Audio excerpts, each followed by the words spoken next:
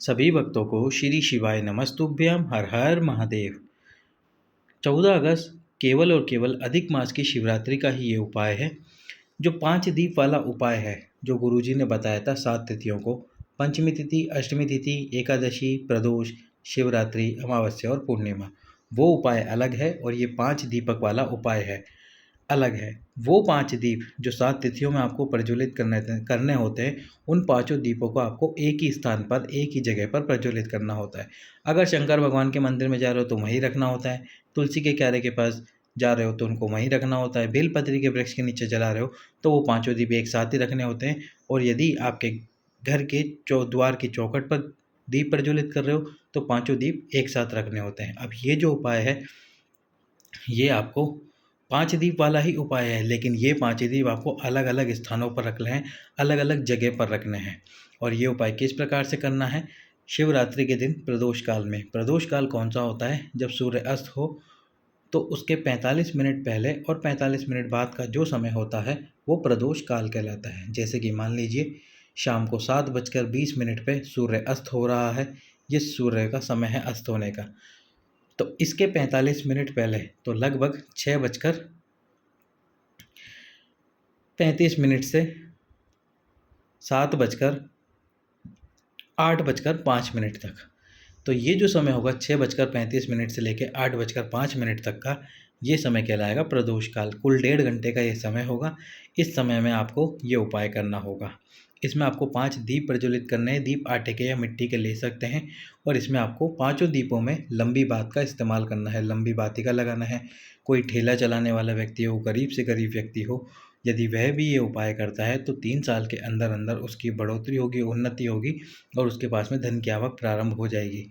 यदि किसी माता बहन की संतान प्राप्त नहीं हो रही है, उन्होंने सारे उपाय कर लिए हैं, तो इस उपाय को करने के बाद भी उनको संतान की प्राप्ति जरूर होगी। साथ ही साथ में आपको कैसा भी दुख और तकलीफ चल रहा हो या फिर कैसी भी कष्ट भोग रहे हो आप, ये उपाय करने के बाद में निश्चित रूप से उन कष्टों का निवारण होगा। लेकिन ये जो उपाय आपको करना है, ये केवल और केवल एक ही दिन करना है, शिवरात्रि वाले दिन। ये पंचमी तिथि का उपाय नहीं है, अष्टमी तिथि का उपाय नहीं है, एकादशी का उपाय नहीं है। ये केवल अधिक मास की शिवरात्रि का उपाय है। तो इस अधिक मास की शिवरात्रि पर आपको 5 दीप प्रज्वलित करने हैं। सबसे पहला दीप आपको प्रज्वलित करना है शंकर भगवान की चौखट पर। चौखट पर भी कहा, चौखट के बाहर, यानी कि ये जो स्थान है, इस स्थान पर आपको दीप को प्रज्वलित करना है। दीप को अंदर की तरफ मत रखना, दीप को बाहर की तरफ रखना। और बाहर की तरफ रखोगे तो दीप की बाती आपकी तरफ रखना। पहला दीप आपको यहीं पर प्रज्वलित करना है। इस पहले दीप को यहीं पर प्रज्वलित करना है, अंदर की तरफ आपको दीप प्रज्वलित नहीं करना।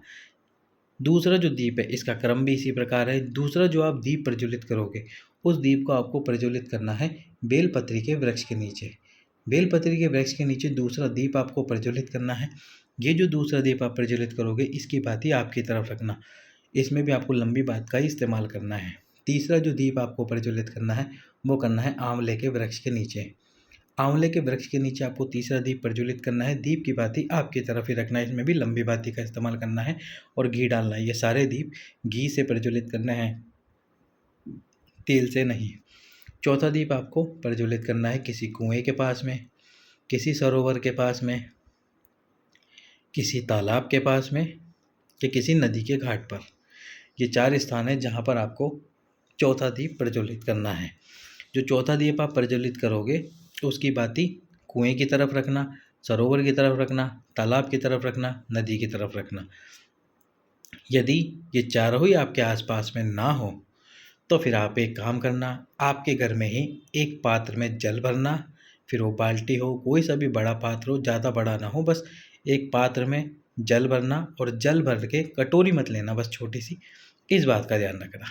तो एक पात्र में जल भरो। जल भरने के बाद उस पात्र के पास में ही ये चौथा दीप, जो कुएं, सरोवर, तालाब, बावड़ी के पास प्रज्वलित करना है आपको, उसको प्रज्वलित कर देना। यदि कुआं ना हो पास में, सरोवर ना हो पास में, तालाब ना हो पास में, नदी का घाट ना हो पास में, तो ही घर में पात्र में जल भरकर उसके पास में उस दीप को प्रज्वलित कर देना। उसके बाद जो 5वां और अंतिम दीप होगा, वो आपको प्रज्वलित करना है आपके घर के चौखट पर, और जो चौखट पर भी आपको दीप प्रज्वलित करना है, वो करना है राइट हैंड साइड पर। जैसे हम पशुपति व्रत करते हैं और पशुपति व्रत करते समय जब घर में प्रवेश करते हैं और छठा दीप प्रज्वलित करते हैं अपने सीधे हाथ पर, उसी प्रकार पांचवा और अंतिम दीप प्रज्वलित करना आपको वहीं सीधे हाथ पर, आपके घर के सीधे हाथ पर प्रज्वलित करना है। घर में प्रवेश करते समय जो सीधा हाथ पड़ता है उस स्थान पर आपको पांचवा और अंतिम दीप प्रज्वलित करना है। दीप की बाती अंदर की तरफ रखना, आपके घर की तरफ। इस प्रकार ये 5 दीप प्रज्वलित करने हैं।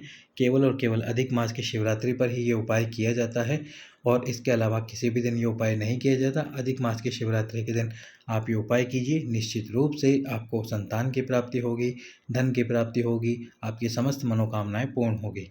सभी भक्तों को श्री शिवाय नमस्तुभ्यं।